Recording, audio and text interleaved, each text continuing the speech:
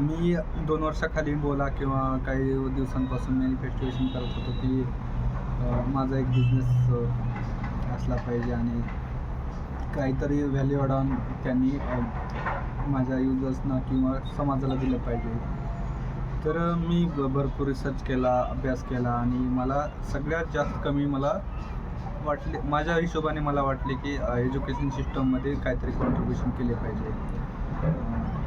जमाना आणि जग इतक्या फास्ट बदलत आहे की तुम्हाला दर महिन्याला किंवा दर क्वार्टरला तुम्हाला काही ना काही नवीन गोष्टी किंवा टेक्नॉलॉजी मार्केटमध्ये येत आहे.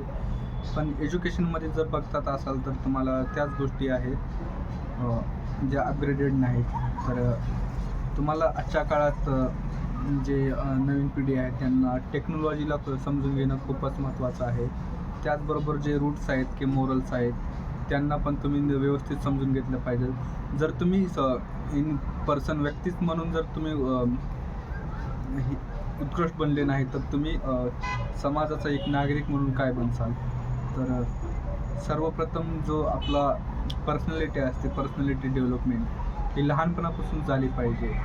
तुम्ही तुमचा जो जगाला पाहण्याचा माइंडसेट आहे किंवा स्वतःबद्दल जो वैयक्तिक दृष्टिकोन आहे तो जर विस्तृत करायचा असेल तर तुम्हाला खूप मेहनत घ्यावी लागेल. तुम्ही काय बोलता, तुम्हाला जे आपले धर्मग्रंथ आहेत, जी आपली हिस्ट्री आहे त्याच्याबद्दल तुम्हाला अभिमान असला पाहिजे. तरच ह्या गोष्टी पॉसिबल होतील किंवा शक्य होतील. कारण तुम्हाला जर तुमच्या पूर्वजांवर आणि तुमच्या संस्कृतीवरच अभिमान नसेल तर तुम्ही किती पण स्ट्रॉंग बना, इन फ्युचरमध्ये तुम्ही कोलॅप्स व्हाल.